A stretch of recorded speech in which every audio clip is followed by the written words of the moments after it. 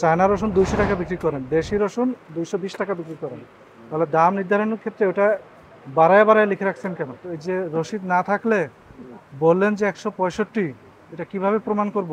সাদা ডিম 12 টাকা 80 পয়সায় কিনে আবার 13.5 টাকা বেচতেছেন, তাহলে 20 পয়সা যে কমে কিনলেন, এটা 20 পয়সা কম মুনাফা করবেন না? 1290 টাকা ইনভেস্ট করে উনি 40 টাকা লাভ করছে বা 30 টাকা লাভ করছে।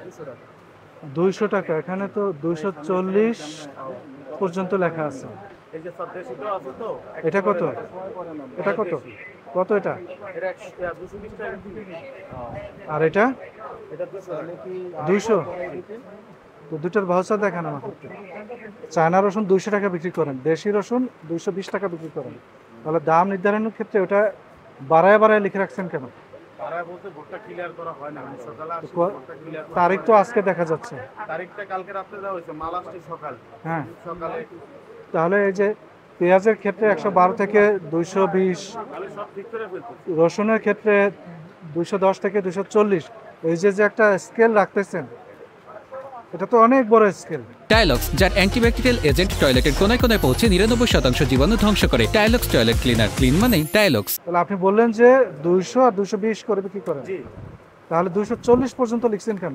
ওটা আমি ঠিক করতে পারি না, মানে কাস্টমার ছিল সকালে। তার মানে আপনি মূল্য তালিকাটা যথাযথভাবে সংরক্ষণ করেন নাই, এটা তো একটা অপরাধ, ঠিক না?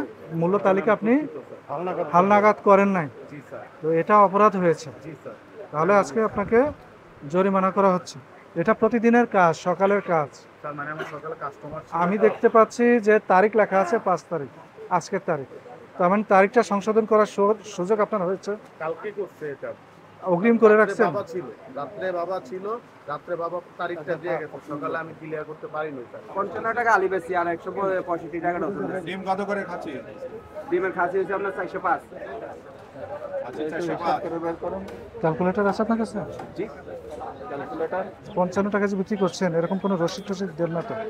আমাদের তো এখানে খুচরা, আমাদের বেশি 1 ডজন 6টা 5টা 2 আলি এরকম বেশ হয়। আমাদের তো আর এখানে রসিদ দেয়, আর আমাদের তো দোয়ান না, এটা হচ্ছে সাধারণত হকার। আমরা এমনি যা বেশি এর এই হিসাবে 55 টাকা করে হলে আপনি 165 টাকায় ডজন ডজন বিক্রি করতেছেন। অনেকে আছে 1 ডজন নিয়ে 5 টাকা কম দিয়ে চলে যায়। 1290 টাকা ইনভেস্ট করে উনি 40 টাকা লাভ করছে বা 30 টাকা লাভ করছে।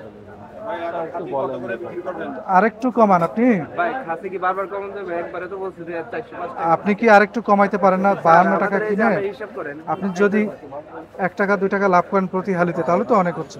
মুগ ডাল কত করে ক্রয় করছেন? 165। রসিদ আছে? এটা আমরা 5 কেজি 10 কেজি হ্যাঁ? কোথা থেকে আনেন? আড়তে আছে হাসিনা মাত্র। তো এই যে রসিদ না থাকলে বললেন যে 165, এটা কিভাবে প্রমাণ করব? আপনি বা কিভাবে প্রমাণ করবেন যে 165 ছিল? সেগুলি আছে, সিডি ড্রপটারে আছে। তো দেখান। হয়তো আমরা কোন সিডিতে থাকে, কোন সিডিতে আমরা সিডি তো আনি। এগুলো তো সংরক্ষণ করতে হবে। ড্রপগুলি আছে আমরা 1300।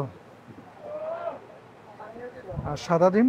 সাদা ডিম হইলো আপনি 12 টাকা 90 পয়সা কিনা। এখানে তো 80 পয়সা লেখা আছে। হ্যাঁ, এখানে তো 80 পয়সা লেখা আছে। এই দামে বিক্রি করতেছেন কত? বিক্রি করতে আছি আমরা 13.5 টাকা। আবার একটু যারা বেশি নেয় হোটেলে, তাহলে কি হবে, একটু কমে চলে।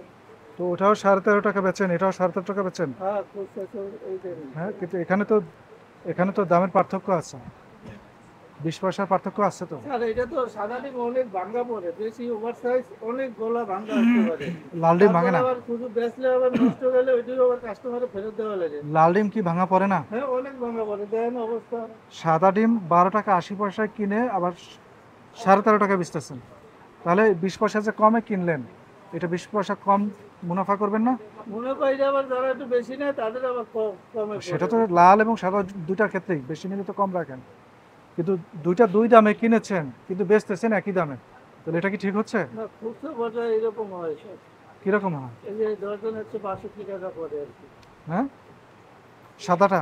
হ্যাঁ, তারপরে আবার একচুয়ালি ভাড়া আছে ধরেন 20 টাকা, তাইলে মনে করেন এটা 1300 টাকা পড়লো। আপনি যখন 13.5 টাকা নির্ধারণ করছেন, তখন তো ভাড়া তারা অ্যাড করেই করছেন, ঠিক না? মুনাফা সহই তো করছেন।